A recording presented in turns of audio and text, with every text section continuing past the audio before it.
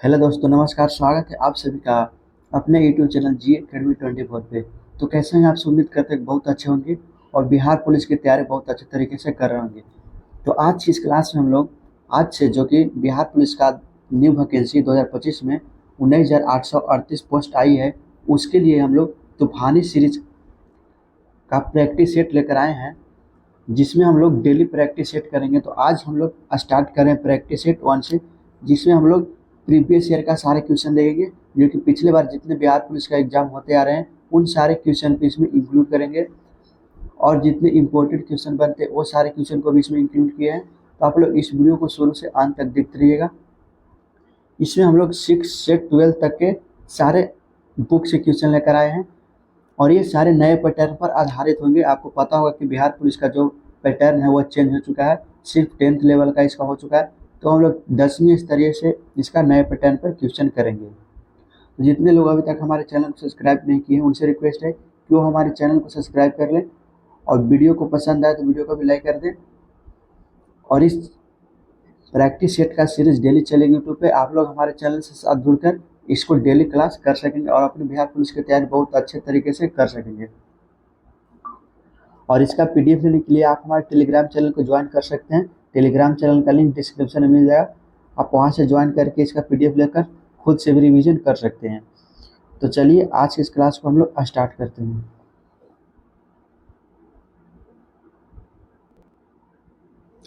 तो आप सबको पता ही होगा कि बिहार पुलिस का सिलेबस के बारे में।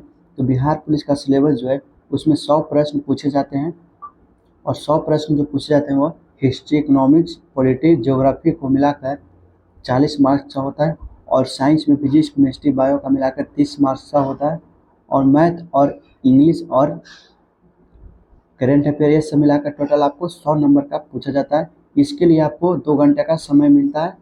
ये ऑफलाइन एग्जाम आपको होता है, आपको OMR को रंगना होता है। इसमें कोई भी नेगेटिव मार्किंग नहीं होता है, आपको पता होना चाहिए। और ये जो परीक्षा होता है आपका सिर्फ क्वालिफाइंग होता है। इसका जो फाइनल मेरिट बनता है वो सिर्फ फाइनल मेरिट बनता है फिजिकल पर। तो आप लोग इसको सिर्फ क्वालिफाई करना है।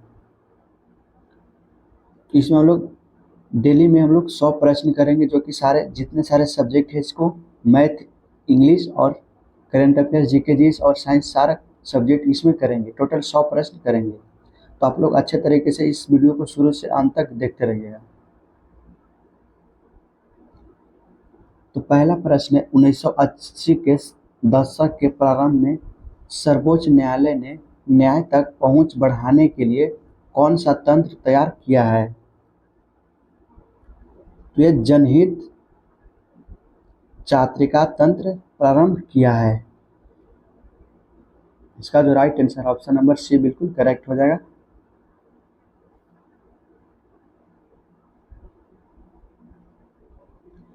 किसी भी देश में कानून बनाने का अंतिम अधिकार किसके पास होता है? तो किसी भी देश में कानून बनाने का जो अंतिम अधिकार है वह संसद के पास होता है। इसका राइट आंसर ऑप्शन नंबर बिल्कुल करेक्ट ए हो जाएगा।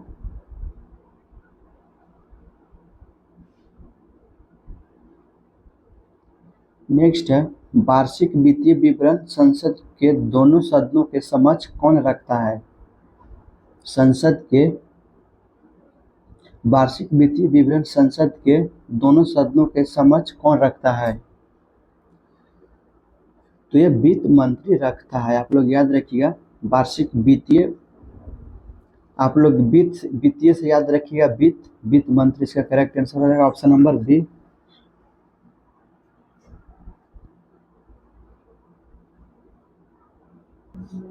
सर्वोच्च न्यायालय के मौलिक क्षेत्राधिकार में क्या शामिल है? तो आप लोग याद रखिएगा, सर्वोच्च न्यायालय में मौलिक क्षेत्राधिकार में संघ व राज्यों के बीच तथा राज्यों के बीच विवादों का निपटारा है। इसका जो right answer option number C बिल्कुल करेक्ट हो जाएगा।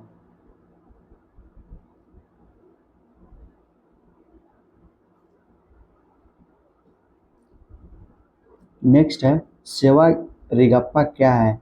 सिगा रिगप्पा क्या है? आप लोग याद रखिएगा, सेवा रिगप्पा एक हिमालय की प्रारंभिक चिकित्सा पद्धति है। इसका correct answer option number C हो जाएगा। सेवा रिगपा हिमालय की प्रारंभिक चिकित्सा पद्धति है।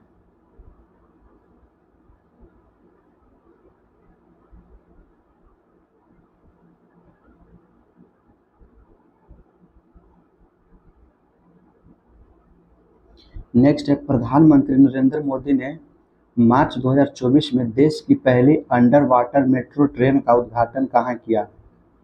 तो आप लोग बताइए कहाँ किया था?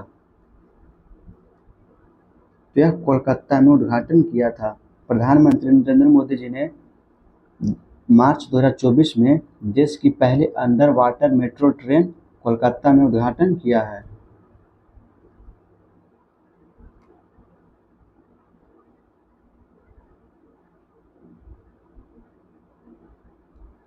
नेक्स्ट है, गोलकीपर के रूप में प्रदर्शन के लिए निम्नलिखित में से कौन सा पुरस्कार दिया जाता है?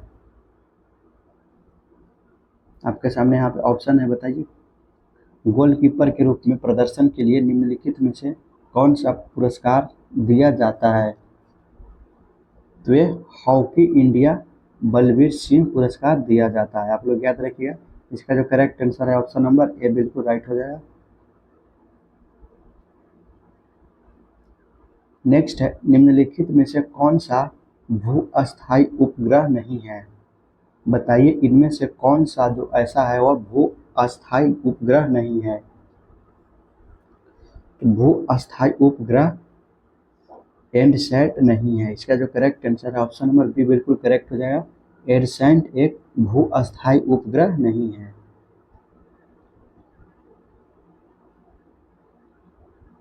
नेक्स्ट है, सामा चकेवा बिहार का एक त्योहार है। यह त्योहार इस रिश्ते को समर्पित करता है। सामा चकेवा बिहार का एक त्योहार है। यह त्योहार किस रिश्ते को समर्पित करता है? तो यह भाई और बहन के रिश्ते को समर्पित करता है। आप लोग याद रखिएगा, इसका correct answer option number C हो जाएगा।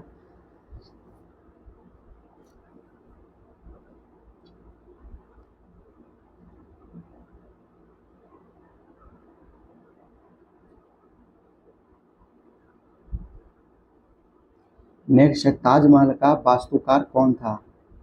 तो ताजमहल का वास्तुकार उस्ताद अहमद लाहौरी था। ताजमहल का वास्तुकार जो है वह उस्ताद अहमद लाहौरी था।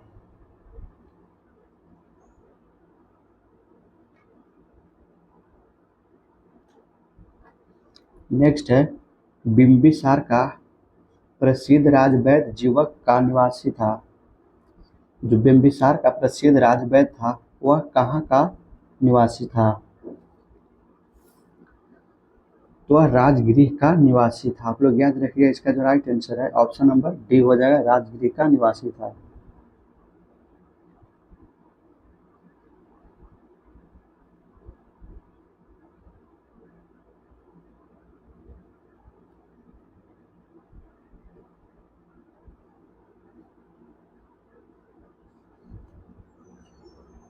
नेक्स्ट है, राज्य में विधान परिषद की सदस्य संख्या के विषय में संवैधानिक प्रावधान क्या है? जो राज्य में विधान परिषद की सदस्य संख्या के विषय में संवैधानिक प्रावधान क्या है? ये संवैधानिक प्रावधान राज्य की विधानसभा की सदस्य संख्या की 1/3 के अधिक नहीं होगा। इसका जो correct answer option number C हो जाएगा।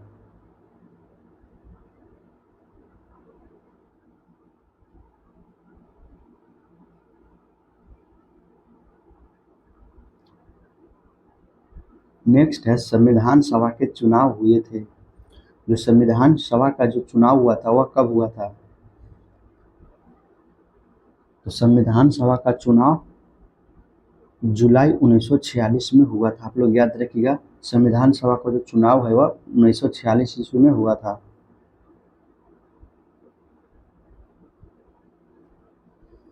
नेक्स्ट है, सर्वोच्च न्यायालय व उच्च न्यायालयों के न्यायाधीशों को पद से कौन हटाता है? सर्वोच्च न्यायालय व उच्च न्यायालयों के न्यायाधीशों के पद से कौन हटाता है? आपके सामने ऑप्शन है, संसद, राष्ट्रपति, प्रधानमंत्री या राष्ट्रपति यदि दोनों सदन द्वारा यह प्रस्ताव पारित है। तो इसका जो राइट आंसर है ऑप्शन नंबर बी हो जाएगा, राष्ट्रपति के द्वारा हटाता है।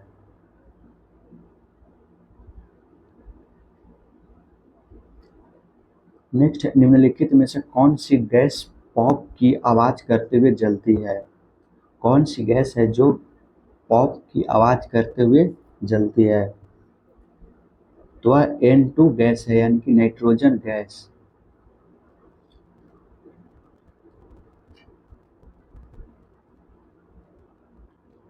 नेक्स्ट है, अंडे की दर्जी कोलाइट का कौन सा प्रकार है? अंडे की जर्दी कोलाइट का कौन सा प्रकार है? तो इसका इमल्शन प्रकार है। इसका correct answer option number C हो जाएगा। अंडे की जर्दी कोलाइट का इमल्शन प्रकार है।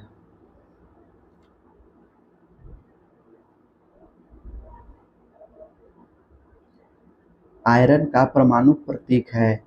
आयरन का परमाणु प्रतीक क्या है? तो इसका परमाणु प्रतीक Fe है। आयरन को Fe से सूचित किया जाता है, यानी कि परमाणु प्रतीक इसको बोला जाता है, Fe से सूचित किया जाता है।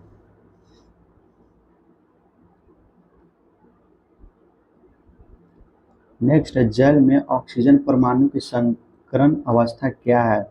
जल में ऑक्सीजन परमाणु की संकरण अवस्था sp3 होती है। इसका जो राइट आंसर ऑप्शन नंबर 3 हो जाएगा, sp3।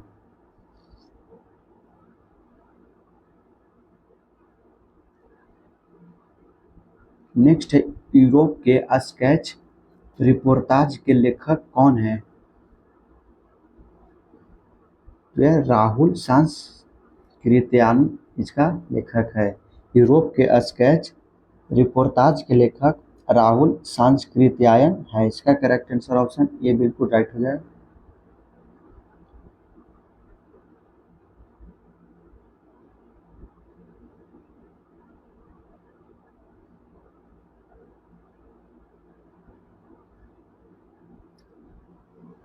नेक्स्ट यहाँ पे सूची 1 को सूची 2 से मिलान करना है। तो आपके यहाँ पे हिंदी का प्रश्न आया है, छाती पर मूंग दलना।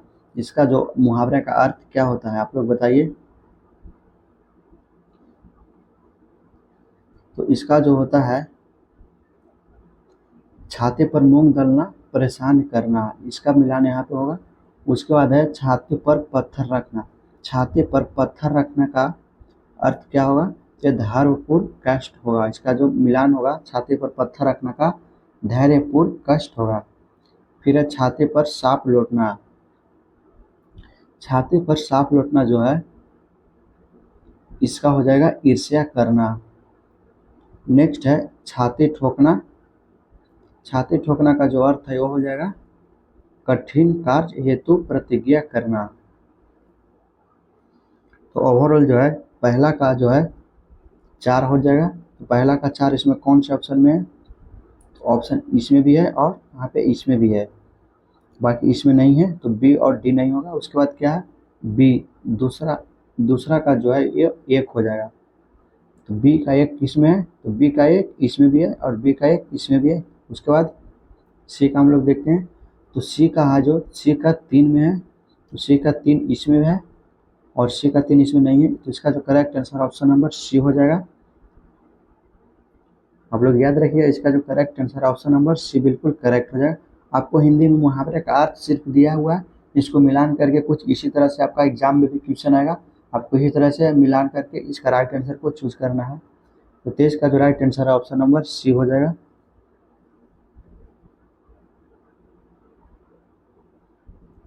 नेक्स्ट है, निम्नलिखित में से कौन सा समास विग्रह सही नहीं है? इसमें से कौन सा समास जो विग्रह सही नहीं है? आपके सामने है राजसभा, राजा के लिए सभा, गुरु दक्षिणा, गुरु के लिए दक्षिणा, ऋण मुक्त, ऋण से मुक्त, सेना नायक, सेना का नायक। इनमें से कौन सा जो समास है वो विग्रह सही नहीं है? तो अब देखिएगा कि यहाँ पे गुरु दक्षिणा, गुरु के लिए दक्षिणा सही है। ऋण मुक्त यानी कि ऋण से मुक्ति, सेना नायक यानी कि सेना का नायक। लेकिन राज्यसभा जो है ये सिर्फ एक में ही है, राज्यसभा। इसका जो करेक्ट आंसर है ऑप्शन नंबर ए राइट हो जाएगा। ये सही नहीं है। राज्यसभा राजा के लिए सभा बिल्कुल गलत है। इसका करेक्ट आंसर जो है ऑप्शन नंबर ए हो जाएगा। नेक्स्ट है, किसने कोशिका में स्थित तरल जैविक पदार्थ को जीव द्रव्य का नाम दिया? तो किसने कोशिका में स्थित तरल जैविक पदार्थ को जीव द्रव्य का नाम दिया? तो ये जे.ई. पुरकिंजे ने दिया। इसका जो correct answer option number A हो जाएगा, जे.ई. पुरकिंजे ने दिया।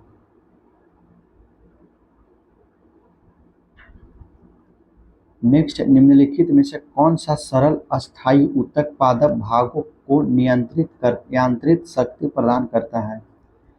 कौन सा सरल संस्थायी ऊतक पादप भागों को यांत्रिक शक्ति प्रदान करता है? तो इसका जो राइट आंसर है ऑप्शन नंबर ए बिल्कुल करेक्ट हो जाएगा, सक्लेरेकाइमा यांत्रिक शक्ति प्रदान करता है।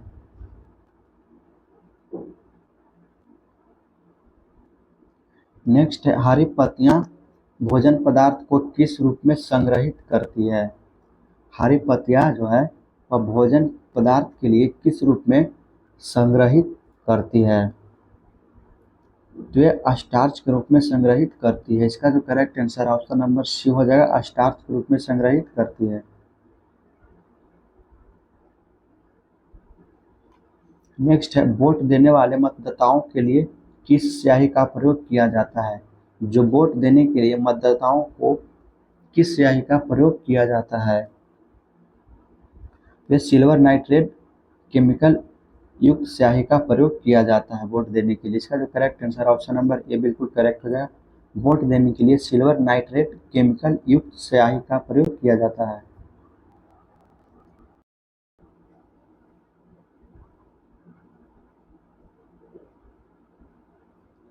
नेक्स्ट है, सूचना का अधिकार अधिनियम कब पारित हुआ? तो बताइए आप सब, सूचना का अधिकार अधिनियम जो है वह कब पारित हुआ? तो यह 2023 में पारित किया गया। सूचना का अधिकार 2023 में पारित किया गया है।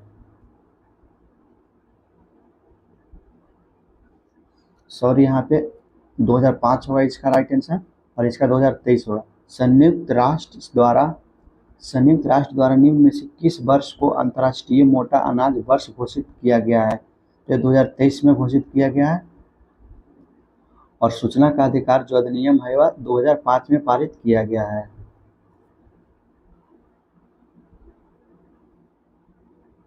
लगभग सभी पादप कोशिकाओं में से कौन सा अनुपस्थित होता है? सभी पादप कोशिकाओं में कौन सा अनुपस्थित होता है? तो तारकाय अनुपस्थित होता है। इसका जो right answer option number B बिल्कुल करेक्ट हो जाए, तारकाय इसमें से अनुपस्थित होता है। प्लाज्मोडियम में किस प्रकार का जनन होता है? प्लाज्मोडियम में किस प्रकार का जनन होता है? तो इसमें बहुविभाजन जनन होता है। प्लाज्मोडियम में बहुविभाजन जनन होता है। नेक्स्ट है, हाइड्रा में मुकुलन की प्रक्रिया संतानों में आनुवंशिक स्थिरता कैसे सुनिश्चित करती है?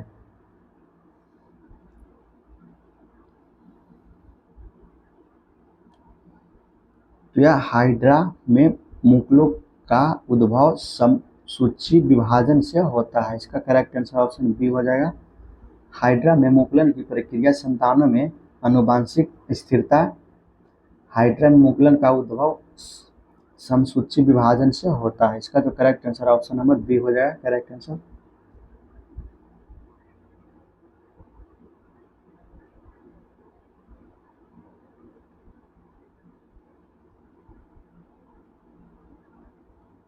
नेक्स्ट है, कुछ सरीसृपों में लिंग निर्धारण पूर्ण रूप से पर्यावरण पर निर्भर करता है। यह देखा गया है किसमें? तो यह जो है वह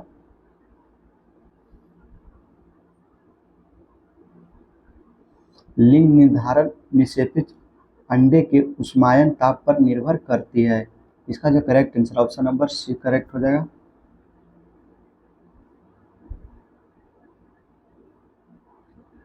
नेक्स्ट यहाँ पे बच्चा खेल रहा है, इस वाक्य में कौन सा काल है?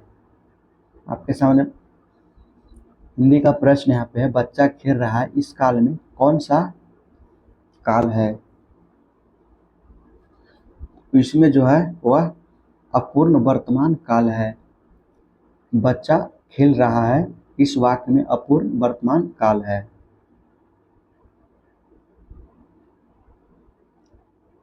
नेक्स्ट है स्वागत शब्द में किस उपसर्ग का प्रयोग हुआ है? बताइए आप सब। स्वागत स्वागत शब्द में किस उपसर्ग का प्रयोग हुआ है? तो इसमें सु का उपसर्ग हुआ है। आपको पता है या नहीं उपसर्ग और विसर्ग के बारे में? जो उपसर्ग होता है तो किसी भी संख्या के आगे का जो एक अक्षर होता है वह उपसर्ग कहलाता है, जो पीछे का होता है वह विसर्ग कहलाता है। इसमें आधा स है तो स्वागतम का जो होता है संधि विच्छेद क्या होता है? स्वागतम का संधि विच्छेद होता है सु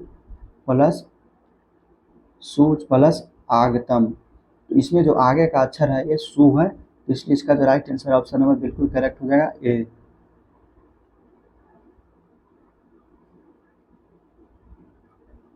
नेक्स्ट है निम्नलिखित में से वाक्यांश एवं उसके सही एक शब्द की दृष्टि से असंगत विकल्प कौन सा है? इसमें से असंगत विकल्प जो है वह बिना सोचे विचारे किए गए अविश्वास कहलाता है। ये बिल्कुल correct answer option number A हो जाएगा।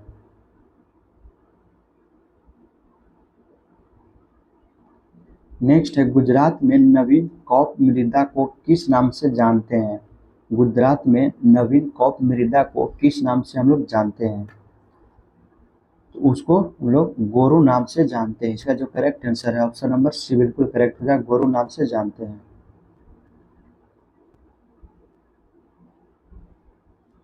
नेक्स्ट है निम्न में से कौन सी कंपनी ओएनजीसी और इसकी अपतटीय संक्रियाओं के लिए हेलीकॉप्टर की सेवाएं प्रदान करती है? तो ये पवन हंस हेलीकॉप्टर लिमिटेड जो है वह प्रदान करती है। इसका जो करेक्ट आंसर ऑप्शन नंबर बिल्कुल करेक्ट हो जाएगा डी।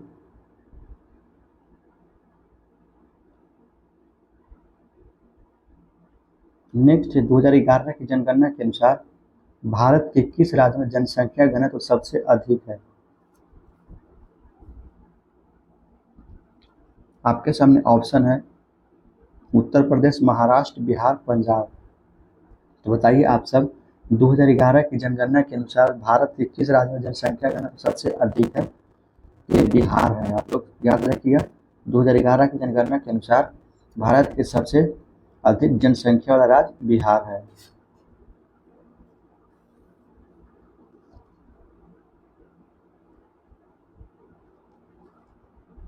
नेक्स्ट है भारतीय वायुसेना के अभ्यास गगन शक्ति 2024 का आयोजन कहाँ किया गया था?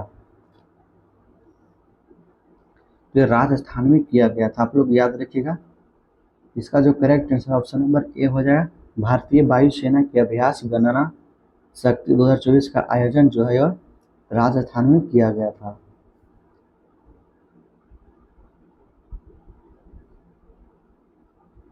नेक्स्ट है Bihar state power transmission company limited ने तीसरे एलडीसी उत्कृष्टता पुरस्कार 2023 में किस श्रेणी में जीत हासिल की?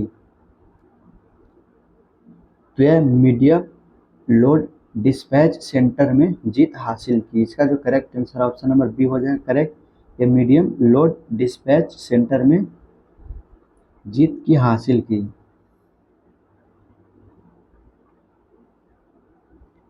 नेक्स्ट लीची पर राष्ट्रीय अनुसंधान केंद्र बिहार के किस जिले में स्थित है? तो मुजफ्फरपुर में स्थित है। आप लोग याद रखिएगा। लीची पर राष्ट्रीय अनुसंधान केंद्र बिहार के मुजफ्फरपुर जिले में स्थित है।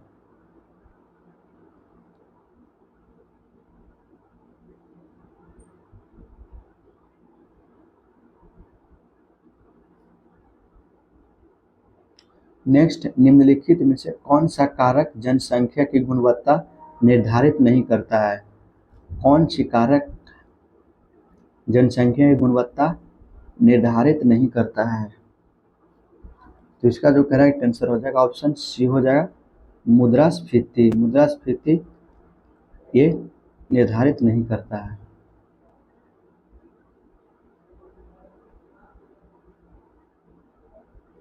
नेक्स्ट निम्न में से कौन सा गैर बाजार क्रियाओं का उदाहरण है? कौन गैर बाजार क्रियाओं का उदाहरण है? तो ये राम के पास एक गाय और उसका दूध वह स्वयं उपयोग करता है। इसका जो करेक्ट आंसर ऑप्शन एक ए हो जाएगा करेक्ट।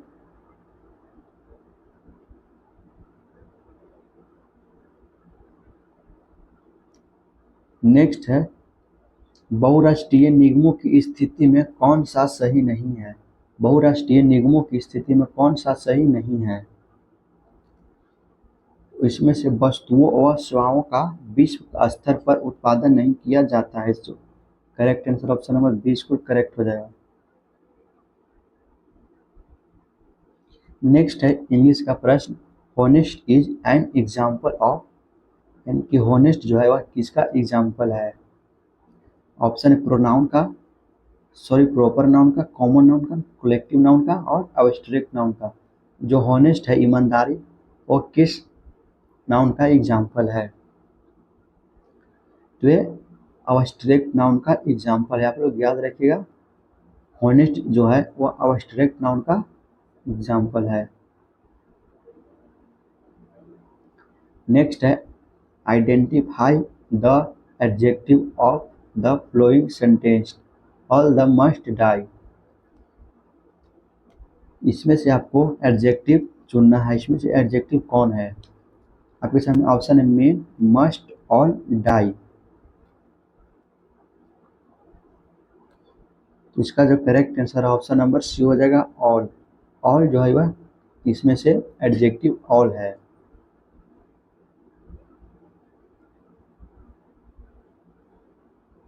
नेक्स्ट है choose the correct bund font, the option which is made of using prefix A.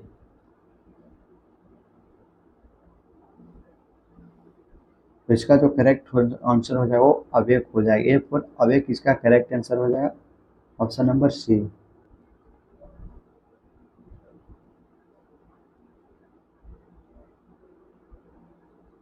Next है वह स्थान जहाँ शुक्राणु का अंड से सामना होता है वह क्या कहलाता है? तो वह डिंब वाहिनी कहलाता है। वह स्थान जहाँ शुक्राणु का अंड से सामना होता है वह डिंब वाहिनी कहलाता है। नेक्स्ट है मानव शरीर का मुख्य समन्वय केंद्र है।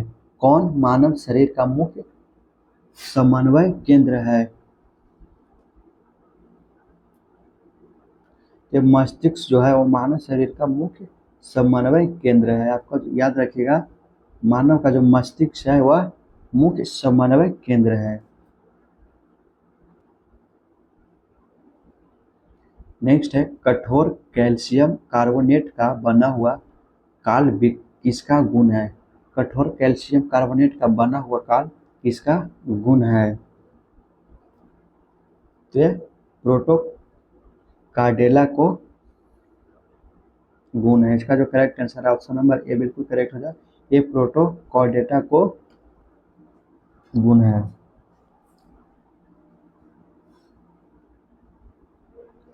नेक्स्ट, निम्नलिखित में से कौन सा कथन लिम्फ के संदर्भ में गलत है?